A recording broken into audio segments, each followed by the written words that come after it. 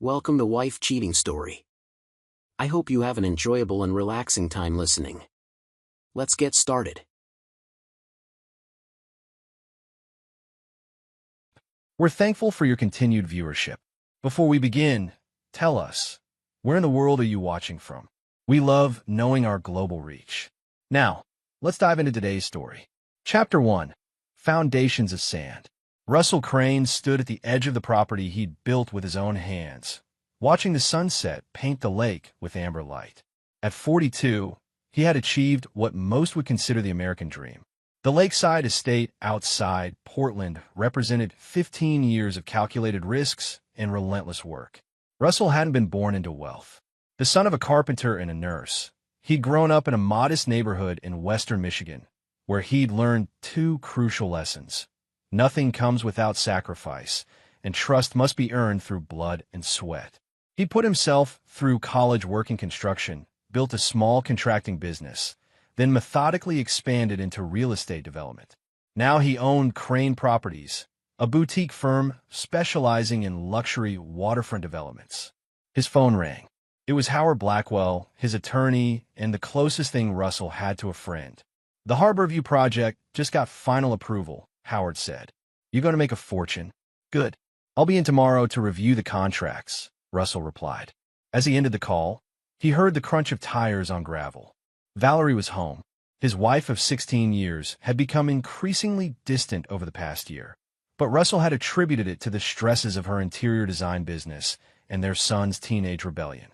Tyler, now 15, had transformed from a respectful, athletic boy into a sullen stranger who seemed to resent everything Russell represented. Russell watched as Valerie stepped out of her BMW, her wheat blonde hair caught in the breeze. Even after all these years, she was striking, tall and elegant with a dancer's posture. He'd met her when she was designing the model home for his first major development. She'd been 24, ambitious, with an eye for luxury that matched his own vision. Russell had pursued her with the same methodical determination he applied to business deals. "You're home early," Valerie commented, surprise evident in her voice as she approached. The Harborview approvals came through. He studied her face, noting how she avoided his gaze. "Thought we might celebrate tonight." "Oh." She adjusted the strap of her purse. "I actually made plans with Diane. Design consultation for her summer home." Russell nodded, watching her carefully. "How about tomorrow night? I can make reservations at Raven and Rose." "Sure." She smiled, but it didn't reach her eyes. "That sounds nice." As they walked toward the house, Russell noticed her phone light up with a text. She quickly turned it over. Inside, Tyler sat at the kitchen island, earbuds in, focused on his laptop. "Hey, son," Russell said. Tyler barely grunted in acknowledgement. Russell had tried everything to connect with his son over the past year. Fishing trips, tickets to Trail Blazers games, even offering to teach him about real estate. Tyler had rejected every overture, preferring the company of his mother and his new friends, particularly Colton Mercer, the son of Dean Mercer, Valerie's business partner. That evening, Russell sat alone in his study, ostensibly reviewing project documents but actually examining the growing distance in his family. Something wasn't right. The foundation he'd built his life upon was shifting under his feet. Russell Crane didn't achieve success by ignoring warning signs. He opened his desk drawer and removed a small notebook where he'd been documenting patterns: Valerie's late nights, unexplained expenses, hushed phone calls. It was time to verify his suspicions. Russell didn't believe in blind trust, not even with family. Especially not with family. Chapter 2. Veils Lifted. Russell didn't consider himself a suspicious man by nature, merely pragmatic. When something wasn't adding up, he investigated. This methodical approach had saved him from numerous bad business deals. Now, he applied the same technique to his marriage. Early Monday morning, he contacted Lawrence Schultz, a private investigator he'd previously hired for business background checks. Russell laid out his concerns clinically, without emotion. "I need surveillance on my wife. Complete digital and physical monitoring. I want to know everywhere she goes, everyone she speaks with. Particular attention to Dean Mercer." "Your wife's business partner?" Lawrence asked, gray eyebrows raised slightly. "That's right. They opened that design studio 3 years ago." Russell's jaw tightened. I've noticed certain inconsistencies. I want proof, one way or another. While waiting for Lawrence's findings, Russell maintained his normal routine. He attended meetings, closed deals, and continued his solitary evening workouts in the home gym. Valerie was increasingly absent, citing client consultations and industry events. For days later, Lawrence called. We need to meet. Not your office. Not your home. They convened at a secluded table in a private club downtown where Russell held membership. Lawrence placed a manila envelope on the table. It's what you suspected, he said quietly. Your wife and Mercer have been involved for at least 8 months, based on the evidence we found. Russell didn't flinch as Lawrence outlined the details. Hotel meetings disguised as client consultations, intimate dinners in neighboring towns, explicit text messages. The digital trail was comprehensive. Russell had expected this, but something else caught his attention. There's more, Lawrence continued, hesitation evident in his voice. They've been diverting funds from your joint accounts. Small amounts, but it adds up. They've opened a separate account under a shell company. And they've been talking to Tyler. Russell's eyes narrowed. My son. Lawrence nodded gravely. Phone records show frequent calls between Tyler and both Valerie and Mercer. We intercepted several messages. They've been turning him against you, Russell. Methodically, Russell opened the envelope and examined the photographs, bank statements, and transcripts of conversations. One message from Valerie to Dean stood out. Once her is out of the picture, everything falls into place. T is on board now. After Lawrence departed, Russell remained at the table, sipping bourbon as he processed this information. The betrayal was more calculated than he'd imagined. Not just an affair, but a conspiracy involving his own son. They'd been systematically dismantling everything he'd built. That night, Russell returned home later than usual. Tyler was in his room, and Valerie was reading in bed. She barely looked up when he entered. How was your day? He asked casually. Fine. Just the usual client meetings. She turned a page in her book. And Dean? How's the business partnership going? If she noticed the slight emphasis on partnership, she didn't show it. Good. We're bidding on the Lakewood Heights project. Russell nodded, changing into his night clothes. I was thinking we should take a family vacation. The 3 of us. Maybe to that island resort in the Bahamas you always wanted to visit.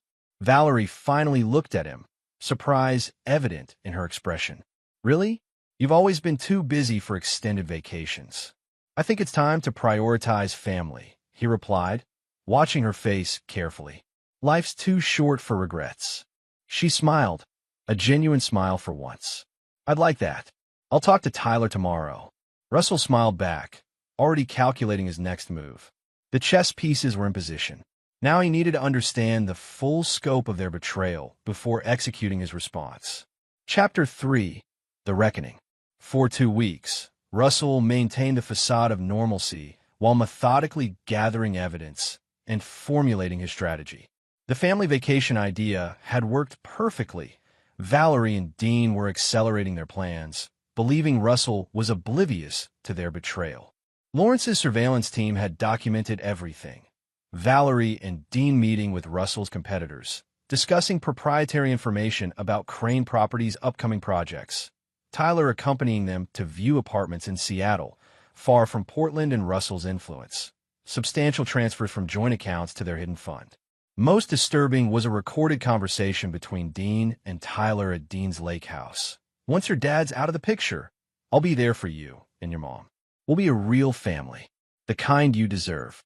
Russell's son had replied, I know. Mom says he never really loved us anyway. Just saw us as possessions. Each revelation should have wounded Russell, but instead, they reinforced his resolve. He'd grown up with nothing, fought for everything he had. He wouldn't allow their betrayal to destroy what he'd built. On a Friday evening, Russell informed Valerie he'd be working late. Instead, he sat in his car near Dean Mercer's condominium, watching as Valerie's BMW pulled into the parking garage. An hour later, Tyler arrived by Uber. A family meeting without the family patriarch. Russell drove home and accessed the safe hidden in his wine cellar. Inside were insurance policies, property deeds, and a flash drive containing contingency plans for every aspect of his life. Russell had never believed in leaving things to chance. At precisely 9 p.m., he called Howard Blackwell. "It's happening," Russell said simply. "Activate Protocol 3.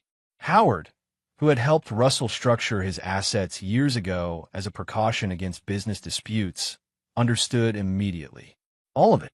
All of it. Transfer everything to the Granite Holdings structure. Effective immediately. Consider done. The alternate banking arrangements are already in place. Anything else?" Russell paused, looking at the framed family photo on his desk. A smiling trio on a ski vacation 3 years earlier. "Have security ready at all properties by tomorrow morning. Change all access codes. And Howard, thank you."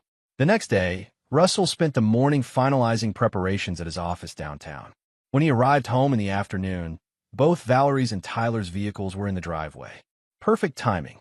As Russell entered the house, Valerie was descending the stairs, looking startled to see him. Tyler stood in the living room doorway, his expression a mixture of defiance and apprehension. "Russell, I didn't expect you home so early," Valerie said, a forced smile on her face. "I imagine not," Russell replied calmly. "Is there something you want to tell me, Valerie? Perhaps about your plans with Dean? Or the apartment in Seattle?" The color drained from her face. "I don't know what you're—" "Stop lying," Russell interrupted, his voice steel-edged but controlled. "I know everything. The affair, the diverted funds, turning my own son against me." Tyler stepped forward. "She didn't turn me against you. You did that yourself, always choosing work over family." Russell regarded his son coldly. "Is that what they told you? That I never cared? While they planned to steal what I've spent my life building?" Valerie's demeanor suddenly changed. Her shoulders straightened and her eyes hardened. "It doesn't matter now. We're done pretending. Russell." She walked to the door and opened it. Standing outside was Dean Mercer, who entered with the confidence of a man who believed he'd already won. "Russell," Dean acknowledged with a nod. "This isn't how we wanted things to go. My wife stopped me at the door." Her face was cold as she said, "I don't have a husband. You're not the father of your kid. Please leave." Russell recited the words without emotion. Behind her, my son stood smiling, already wearing the keys to my room on his keychain. Valerie's eyes widened with shock at his specific knowledge of their conversation from the previous night. "I didn't argue," Russell continued. "I just smiled, pulled out my phone, and called the bank." The confused expressions on their faces turned to alarm as Russell removed his cell phone and made a call. "Now," he said simply, then ended the call. Almost immediately, their phones began buzzing with alerts. Valerie frantically checked hers, her face paling. "What did you do?" she whispered. "Now they're the ones begging." Russell finished, pocketing his phone. "You wanted me gone? Wish granted. But you should have been more careful about what you wished for." Chapter 4. The Architect of Ruin. The morning after the confrontation, Russell sat in Howard Blackwell's office, calmly sipping coffee as his attorney updated him on the implementation of Protocol 3. All assets have been transferred to Granite Holdings, Howard confirmed. The timing was impeccable. When Valerie tried accessing the accounts this morning, everything was already secured. Russell nodded, satisfied. "And the properties?" "All locks changed, security codes updated. The lake house, the condo in Aspen, the house in Palm Springs, everything's locked down. Valerie's cards have been canceled. As we speak, she and Tyler are effectively homeless." Russell had prepared for this scenario years ago, long before he had any reason to suspect betrayal. It wasn't paranoia, it was insurance.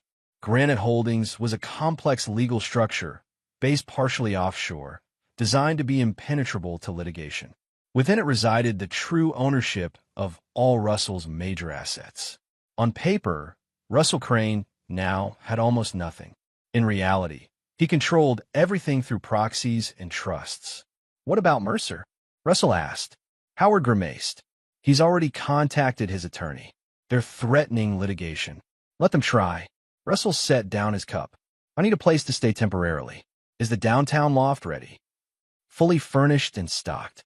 The car service can take you there now." As Russell stood to leave, Howard hesitated. "Russell, about Tyler, he's still your son." Something cold flickered in Russell's eyes. "Is he?" "He made his choice. To understand Russell's ruthlessness, one had to understand his past. Growing up in Michigan, Russell had learned harsh lessons about loyalty. His father, Abraham Crane, had built a modest construction company through decades of hard work, only to see it destroyed when his business partner and supposed best friend embezzled funds and vanished. The betrayal broke Abraham, who died of a heart attack 6 months later. 16-year-old Russell had watched his mother work double nursing shifts to keep their home. He'd sworn then that he would never be vulnerable like his father. He would never trust blindly, and he would never forgive betrayal. These formative experiences hardened Russell's approach to business and relationships. Every agreement included contingencies for worst-case scenarios. Every partnership was structured to protect his interests absolutely. Even his marriage had been governed by an ironclad prenuptial agreement that Valerie, young and in love, had signed without careful scrutiny. Now, as Russell settled into the sleek downtown loft that served as his contingency residence, he reviewed what he knew about his adversaries. Dean Mercer had his own history. The son of a wealthy family, he'd coasted through life on charm and connections. His design work was mediocre at best, but his social connections had made him valuable to Valerie's business. What Dean really wanted wasn't Valerie. It was access to Russell's wealth and status. Valerie herself had grown up in modest circumstances in California. She'd been ambitious when Russell met her, hungry for success and the finer things. For years, she'd been a true partner, her design talents complementing his development vision. But somewhere along the way, she'd grown resentful of Russell's drive and the sacrifices it required.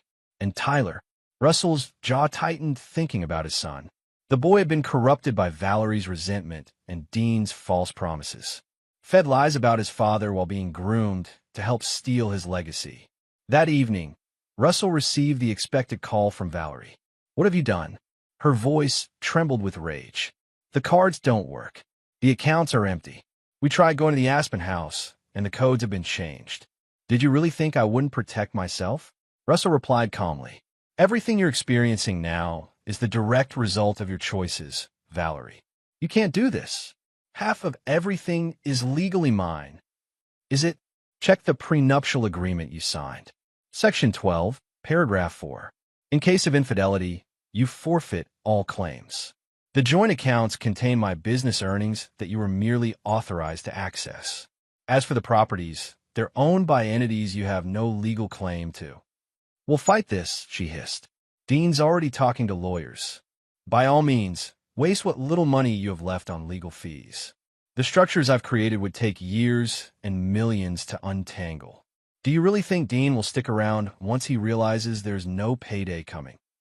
The line went silent for a moment. "What about Tyler?" she finally asked, her voice smaller. "He's your son, the son who conspired with you and your lover to take everything from me. He made his choice. Now he can live with it." Russell ended the call and turned to his laptop, opening a document titled Contingency Response, Phase 2. This wasn't merely about protection anymore. It was about consequences. Chapter 5, Dominoes of Destruction. 3 days after the confrontation, Russell sat at a corner table in an upscale restaurant with Alexis Bender, the ambitious young owner of a rival design firm to Valerie and Dean's business. "I'm confused, Russell," Alexis said, studying him over her wine glass. "You want me to specifically hire away Valerie and Dean's top designers and key clients? Isn't Valerie your wife?" Russell's expression remained impassive. "My soon-to-be ex-wife. This is strictly business, Alexis. Their firm is vulnerable. I'm offering financial backing for you to expand rapidly and absorb their market share. And in return, 20% silent partnership and first right of refusal on design work for all Crane Properties developments." Alexis smiled slowly. "You're not just trying to grow my business. You're systematically destroying theirs." Russell didn't deny it. "Do we have a deal?" Within 2 weeks, Valerie and Dean's design studio was hemorrhaging both talent and clients. Their 3 senior designers resigned simultaneously, taking major clients with them to Alexis Bender's rapidly expanding firm. Their landlord suddenly terminated their lease due to a previously unenforced clause, the building having been recently acquired by a subsidiary of Granite Holdings. Meanwhile, Russell had Howard Blackwell file for divorce on grounds of adultery, complete with comprehensive evidence packages. The filing made headlines in local business publications, further damaging Valerie and Dean's professional reputations. Valerie and Tyler had moved into Dean's condominium, but the situation was growing increasingly tense. Financial pressure was mounting. Dean's savings were depleting rapidly as he funded both living expenses and escalating legal fees in their futile battle against Russell's financial fortress.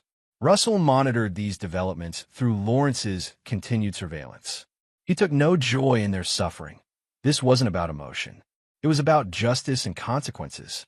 One evening, Russell received an unexpected visitor at his downtown loft. The security desk called up to announce that Tyler was in the lobby. Russell considered turning him away, but decided a confrontation might be informative. Send him up. When Tyler entered, Russell was struck by how much older his son looked after just 3 weeks. The boy's face was drawn, his eyes shadowed. "Nice place," Tyler commented, looking around the minimalist loft. "Already moved on from us, huh? What do you want, Tyler?" Russell remained seated at his desk. "Mom's a mess.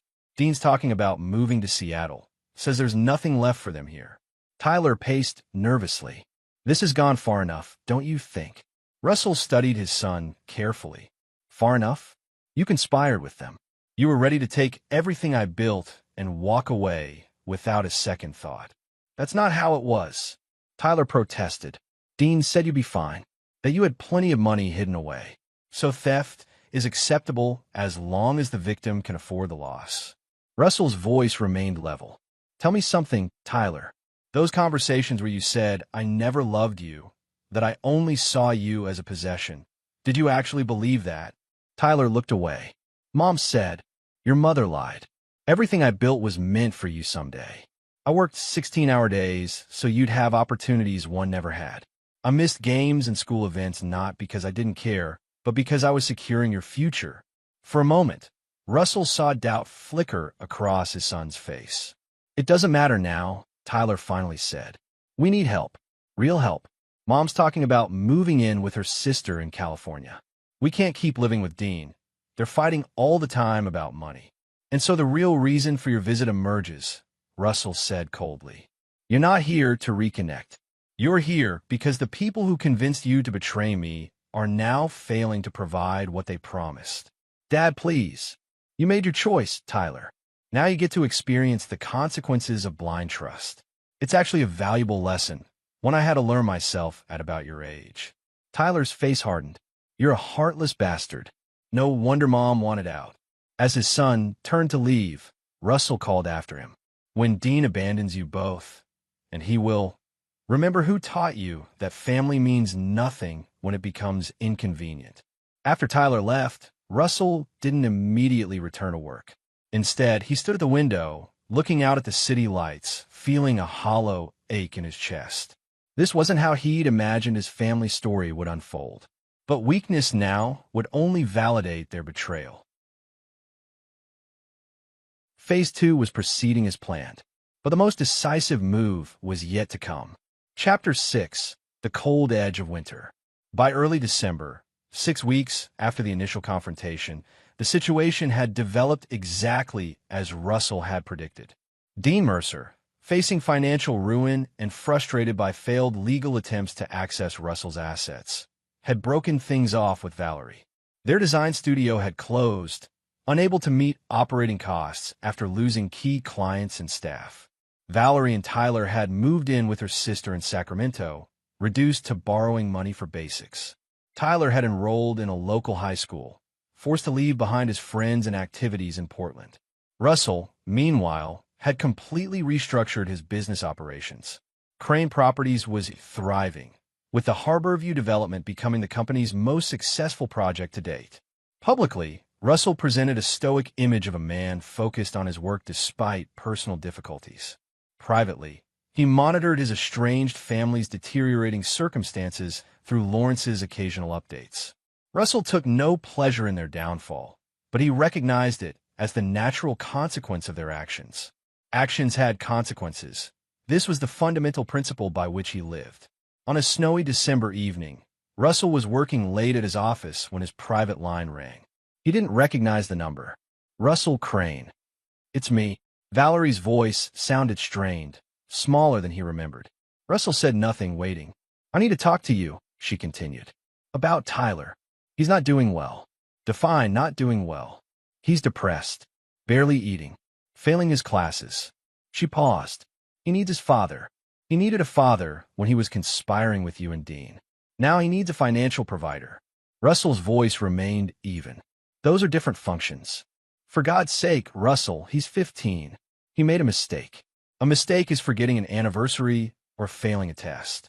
What Tyler did was a calculated betrayal based on months of deception."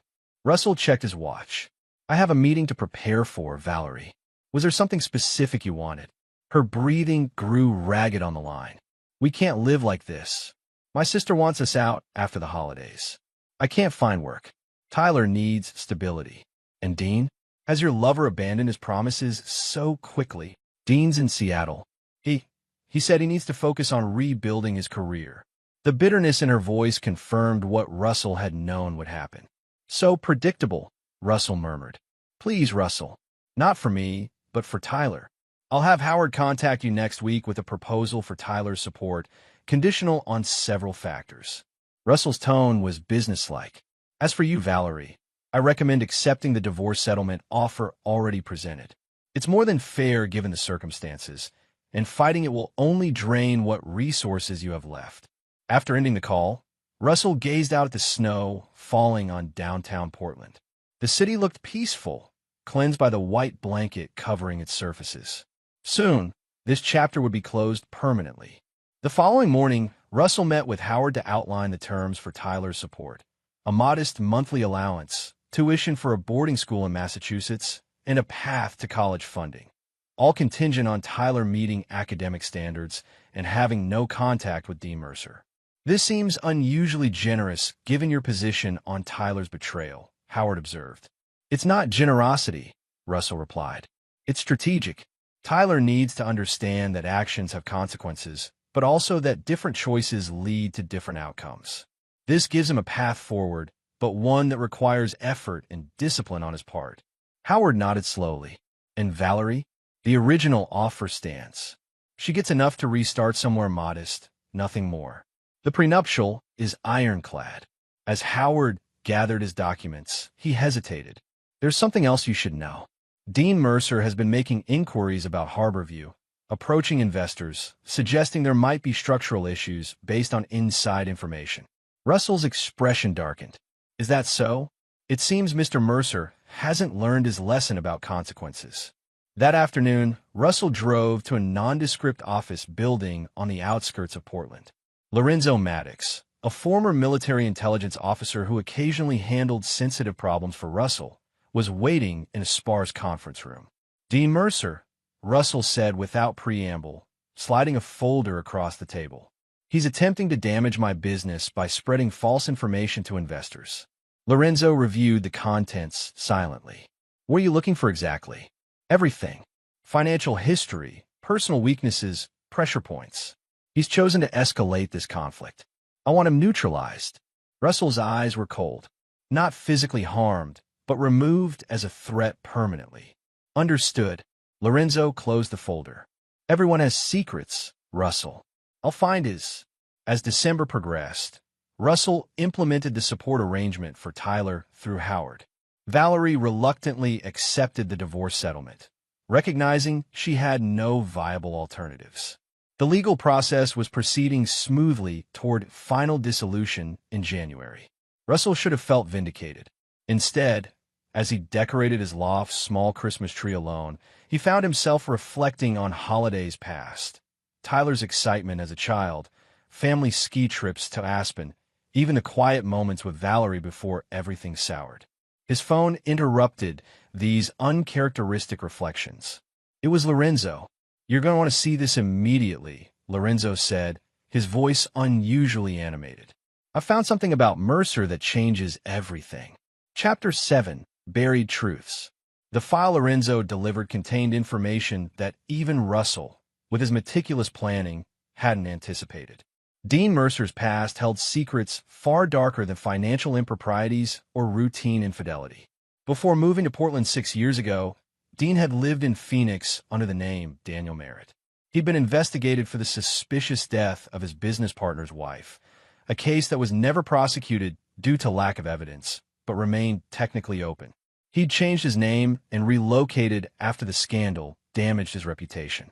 Most significantly, Lorenzo had uncovered financial transactions suggesting Dean had been systematically embezzling from the design studio he shared with Valerie. Small amounts, cleverly concealed in vendor payments, had been flowing to a private account in Seattle for over 2 years. Russell spent hours studying the evidence. The parallels to his father's story were impossible to ignore. A trusted partner secretly stealing, planning to leave others to face the consequences. History repeating itself across generations. Even more disturbing were text messages between Dean and a woman in Seattle. Messages that proved his relationship with Valerie had been calculated from the beginning as a way to access Russell's wealth. One message from over a year ago read, "V thinks we're in love. It's almost too easy. Once we execute the plan, I'll have everything settled in Seattle for us." Russell had assumed Dean and Valerie were equal partners in betrayal. Now it appeared Valerie herself had been manipulated, a pawn in Dean's larger scheme. This revelation didn't excuse Valerie's infidelity or Tyler's disloyalty, but it cast their actions in a different light. They hadn't just betrayed Russell. They'd been deceived themselves, vulnerable to manipulation because of their resentments and insecurities. For 3 days, Russell considered this new information, weighing different approaches. Finally, he called Lorenzo again. "I need you to arrange a meeting. Neutral location. The upcoming weekend." "With Mercer?" Lorenzo asked. "No, with Valerie. Just Valerie. Don't tell her anything about what we've discovered." The meeting was arranged at a hotel restaurant in Eugene, halfway between Portland and Sacramento. When Valerie arrived, Russell was already seated at a corner table. She looked thinner, her designer clothes replaced by simpler attire, her confident posture diminished. "Thank you for coming," Russell said as she sat down. "Your message said it was important," she replied, her voice guarded. "Something about Tyler's arrangements." Russell studied her for a moment, then slid a folder across the table. "Before we discuss Tyler, you should review this. Take your time." Valerie opened the folder hesitantly. As she read, her expression transformed from confusion to disbelief to devastation. Color drained from her face. "This can't be real," she whispered, looking up at Russell with wide eyes.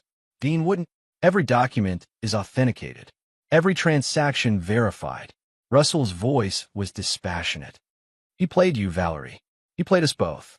Tears formed in her eyes as she continued reading. When she reached the messages to the woman in Seattle, her hands began to shake. "He said he loved me, that we were building a future together." Her voice broke. "He convinced me that you never really cared about us, that you only saw us as possessions. And you believed him because it was easier than addressing the real issues in our marriage." Russell responded evenly. "You were unhappy, and he offered an easy escape." Valerie set down the documents, visibly struggling to maintain composure. "Why are you showing me this? To prove how easily I was manipulated? To make me feel even worse about what I've done?" "No, I'm showing you because you deserve to know the truth. And because what happens next depends on what you do with this information." She looked at him questioningly. "Dean Mercer destroyed my family," Russell continued, his voice now carrying an edge of steel. "He manipulated my wife, poisoned my son against me, and tried to steal what I spent my life building. Now he's in Seattle, attempting to damage my business reputation while planning his next scheme." "What are you going to do?" Valerie asked quietly. "I'm going to ensure he never harms another family." Russell leaned forward. "The question is, are you going to help me?"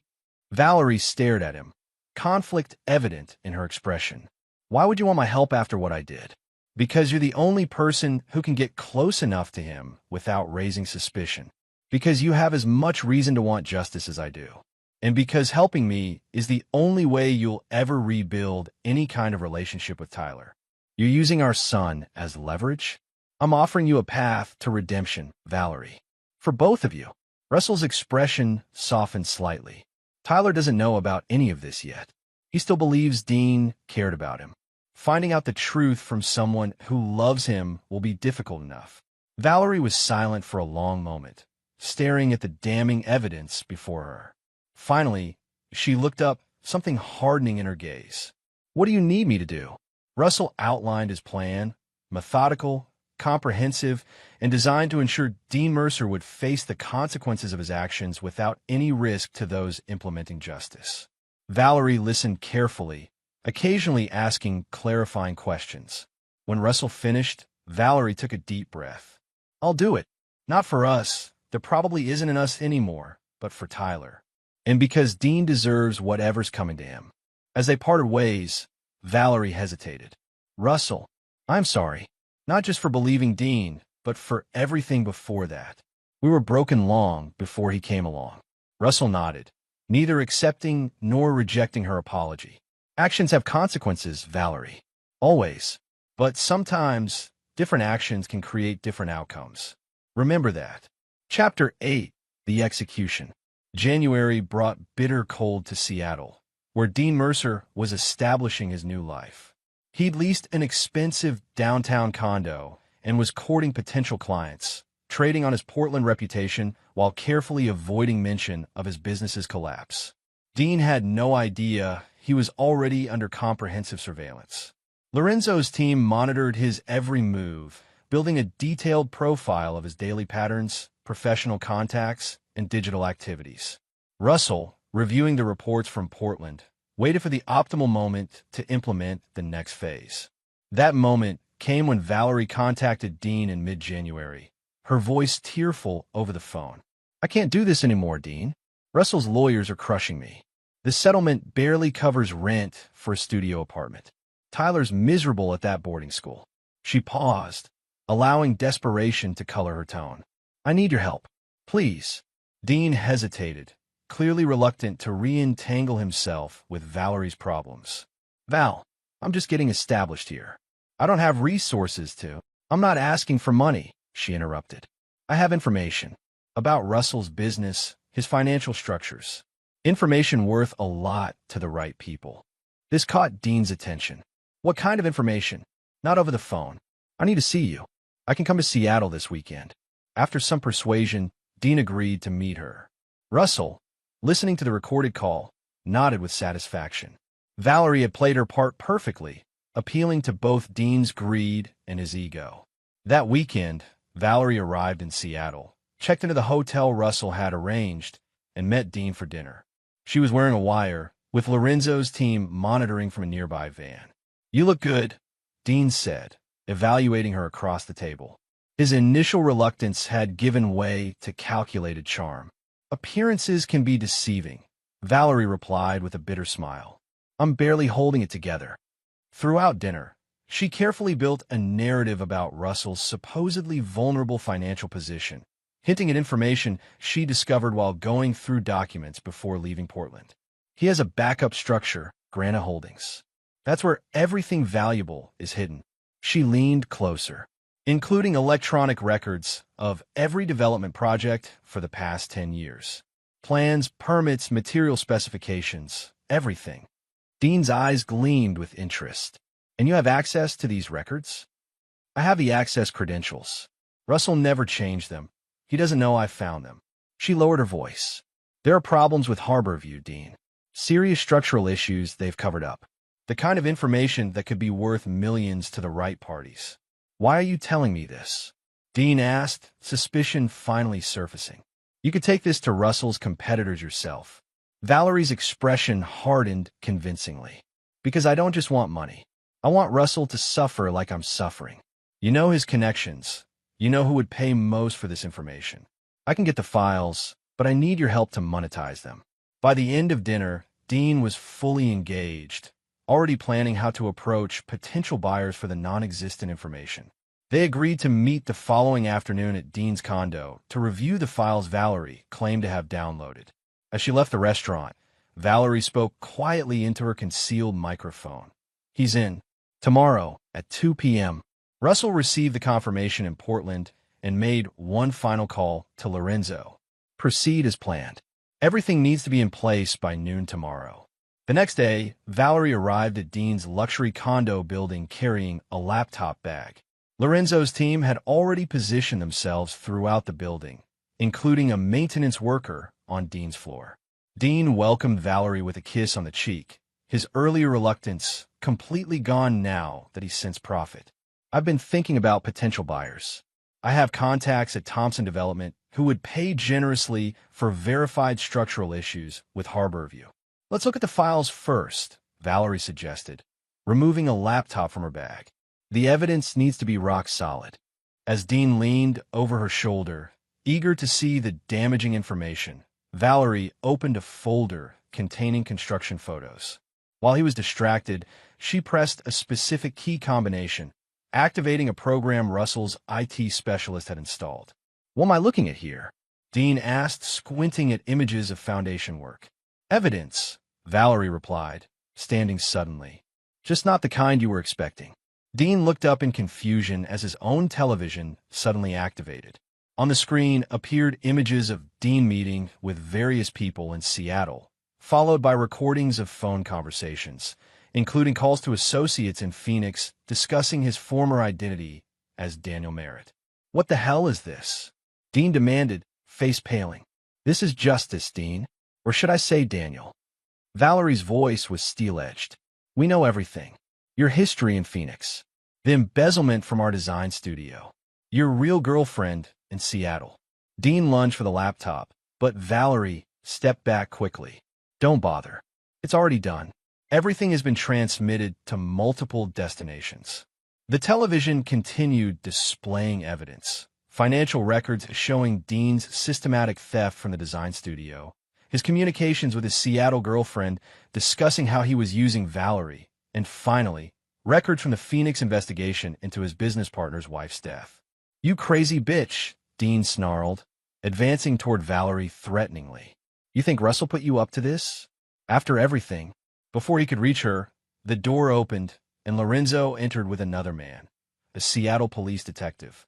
Dean Mercer, the detective asked. We have some questions about financial improprieties related to Winterstone Design Studio in Portland. We also have colleagues in Phoenix who are very interested in speaking with you regarding the reopened investigation into Patricia Lennox's death. As Dean was escorted from the condominium, Lorenzo ensured Valerie was safely on her way to the airport. The plan had executed flawlessly. By evening, Dean Mercer was in custody, facing charges in 2 states and the complete destruction of his carefully constructed false identity. Russell, receiving confirmation of the operation's success, allowed himself a brief moment of satisfaction. Dean had attempted to destroy Russell's family and business using manipulation and lies. Now he would face the consequences of his own buried truths. True justice wasn't about revenge. It was about ensuring natural consequences for one's actions. Dean had sown deception and betrayal. Now he would reap their harvest. Chapter 9. Frost and Thaw. 3 months after Dean Mercer's arrest, Russell stood on the observation deck of Portland's Pittock Mansion, gazing at the city spread below him. Early spring sunshine illuminated Mount Hood in the distance, its snow-capped peak brilliant against the blue sky. Dean remained in custody, denied bail due to flight risk. The reopened investigation in Phoenix had uncovered new evidence in the death of Patricia Lennox, and prosecutors were confident in securing a conviction. His financial crimes in Portland had been fully documented, ensuring he would face justice in multiple jurisdictions. The divorce between Russell and Valerie had been finalized 6 weeks earlier. The terms remained as Russell had originally offered, enough for Valerie to start over modestly, but nothing approaching the luxury she had once enjoyed. She had accepted without protest, acknowledging it was more than fair given the circumstances. Russell's phone vibrated with a text message. We're here. He turned to see Valerie's car, pulling into the parking area below. She emerged first, followed by Tyler, home from boarding school for spring break. This meeting had been Russell's idea. Neutral ground, a casual lunch to discuss Tyler's future. It wasn't forgiveness precisely. Russell Crane still believed absolutely in consequences. But he also recognized that both Valerie and Tyler had been victims of manipulation, even if their own weaknesses had made them vulnerable to it. As they approached, Russell noted the changes in his son. Tyler stood straighter, his expression less sullen than defiant. The expensive Massachusetts boarding school was known for its discipline and academic rigor. According to reports Russell received, Tyler was performing adequately, though not exceptionally. Russell, Valerie acknowledged with a nod. She looked different, her hair shorter, her clothing simpler. She had found work at a small design firm in Sacramento, starting over at a junior level. "Dad," Tyler said, his voice caught between reluctance and something else, perhaps regret. "Thank you both for coming," Russell replied. "Shall we have lunch? The view from the restaurant here is exceptional." During lunch, conversation remained cautious, focused primarily on Tyler's school experiences and his plans for college. Russell listened more than he spoke, evaluating his son's maturity and judgment. As they finished dessert, Russell addressed the underlying tensions directly. "I didn't arrange this meeting to dwell on the past, but we can't move forward without acknowledging it." Tyler looked down at his plate, while Valerie met Russell's gaze steadily. "What happened was a failure on multiple levels," Russell continued. "Dean Mercer was the architect of much of the deception, but he exploited real problems that already existed between us." "I should have seen through him," Valerie said quietly. "I wanted to believe someone could love me the way he pretended to." Tyler looked up, his expression pained. "He told me you didn't care about us, that you only cared about your business. I believed him because it felt true. You were always working, always focused on the next project." Russell nodded, accepting this perspective without defensiveness. "I built everything I did with you in mind, Tyler. The legacy was always meant for you. But I failed to make that clear, to balance the present and the future." He turned to Valerie. "And I failed to see how unhappy you'd become. That doesn't excuse your choices, but I recognize my part in creating the conditions Dean exploited." "What happens now?" Tyler asked directly. "That depends on what you both want," Russell replied. "I'm not offering reconciliation in the traditional sense. Too much has happened for that. But I'm offering a path forward." He outlined his proposal. Tyler would complete his education at the boarding school, then attend college with Russell's full financial support. Upon graduation, if Tyler demonstrated responsibility and business acumen, there would be a place for him at Crane Properties. For Valerie, Russell offered professional connections in Sacramento to help rebuild her design career and a commitment to civil co-parenting of Tyler. "This isn't forgiveness," Russell clarified, his eyes hard. "I don't forget betrayal, and I don't pretend it didn't happen. But I recognize degrees of culpability, and I believe in proportional consequences." Tyler looked at his father with new understanding. "You're still punishing us, just less severely than Dean." Russell's expression remained steady. "I'm offering consequences appropriate to actions and circumstances. Dean plotted meticulously to destroy lives for personal gain. Your actions, while damaging, were born partly from manipulation and partly from genuine grievances." "And if we reject your terms?" Valerie asked. "Then we maintain the current arrangements. The choice is yours." Russell's tone made clear this wasn't a negotiation.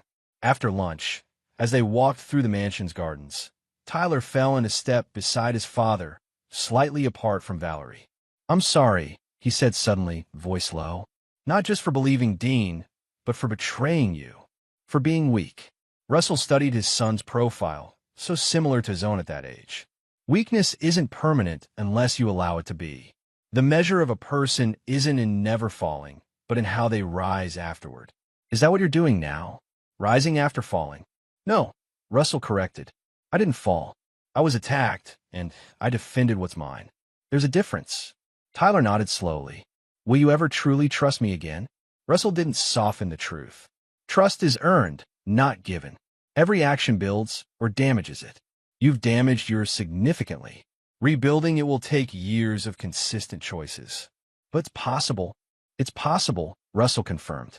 Though it will never be blind trust. That's a luxury I don't grant anyone. As they prepared to part ways, Valerie approached Russell while Tyler waited by the car. "You could have destroyed us completely," she said.